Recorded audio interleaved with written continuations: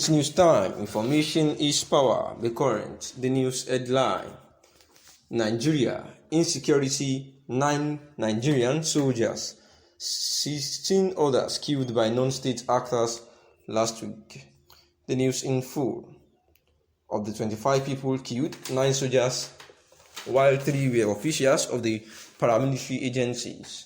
At least 25 people were killed by non-state actors across Nigeria last week, November 28 to December 4. A Premium Times review of media reports shows. A review of the cases shows a reduction in attacks by bandits in the northwest and north central states, as only 9 persons were reported killed by bandits during the period. Of the 25 people killed, 9 were soldiers, while 3 were officials of the paramilitary agencies. The remaining 13 were civilians, including 9 prison inmates. Premium Times compiled the incidents from media reports. Thus, unreported cases were not included.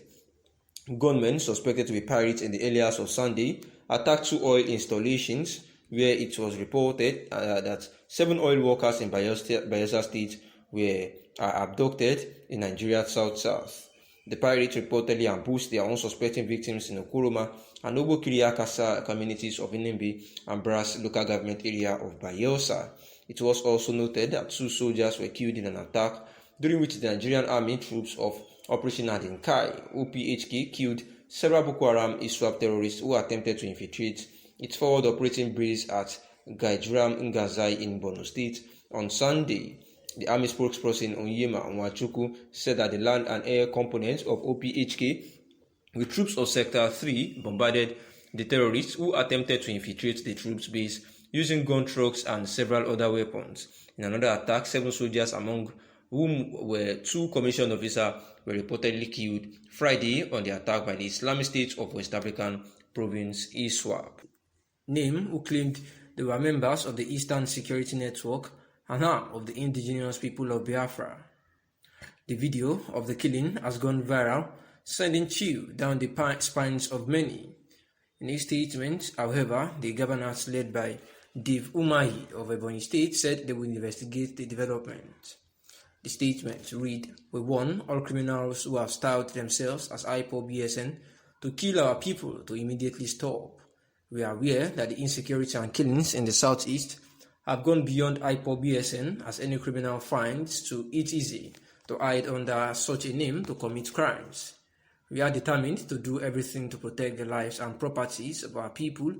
Our youth are advised to leverage on the various empowerment and agricultural programs by our governors to better their lives. We condemn in strong terms the video clip and write-up we saw in some social and print media, where 2 policemen were said to have been killed and their heads cut off by youth who styled themselves as members of IPOB-ESN, they said. We are resolved among ourselves to work with security agencies to work with the authenticity of this video report, and if found to be true, to apprehend the perpetrators by all possible means to face the law. We are aware of similar videos in the past which, when subjected to forensic review, were found out to have happened outside Nigeria. We therefore assure Nigerians, especially the police community, that we will not rest until we have done justice to this matter." And these are the Southeast governors speaking on the video of that surfaced of recent on the social media, where 2 policemen were allegedly said to be killed in that video, whereby Dave Umahi of Ebonyi State said that they would investigate the development and also warned all criminals styling themselves as IPOB or ESN to kill people to immediately stop such thing that would provoke tension and mayhem in the community, where they actually said that they are assuring Nigerians, especially the police community, the governor, saying that they would not rest until justice is actually done to this matter at hand.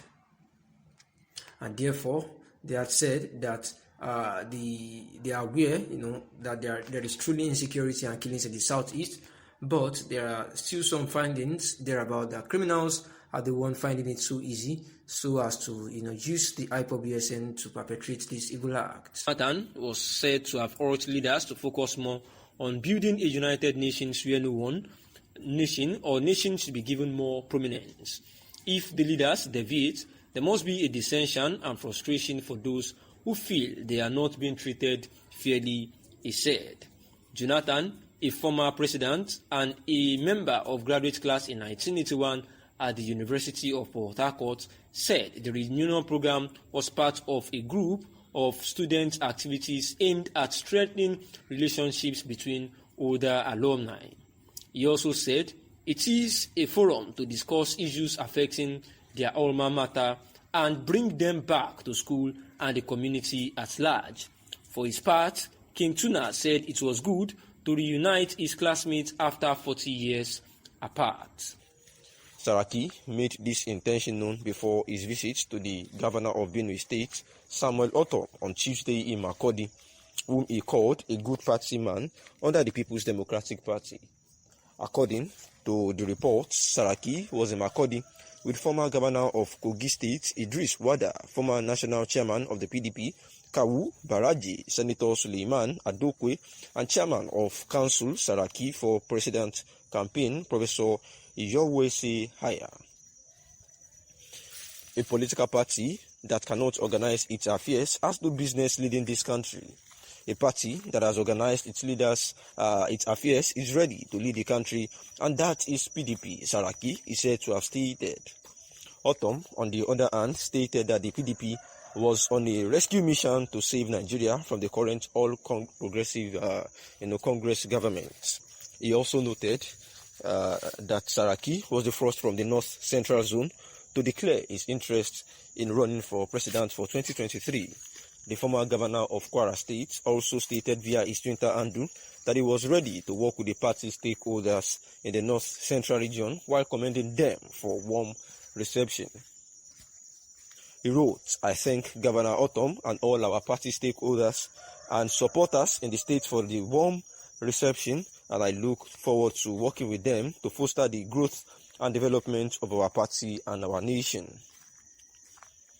Another breaking news is that the lawyer who sued celebrities for supporting EndSARS reportedly killed in Anambra State, where the human rights law activist and lawyer Kenechukwu Okeke has reportedly been murdered in Anambra State. His family made the disclosure on Thursday, stating that Okeke was allegedly macheted by his attackers, numbering 7 in his compound, and a keg of fuel poured on him because he was lit up and left to burn to death, according to a report by Daily Post. The controversial activist had filed criminal complaints before a magistrate court in Abuja against 50 persons over their alleged involvement in EndSARS protests last year. Some of the persons listed in the suit include Nigerian football star Kanu Nwako, musicians Folani Falano, better known as Faust, Innocent Idibia aka Tsubaba, and David Adeleke, better known as Davido.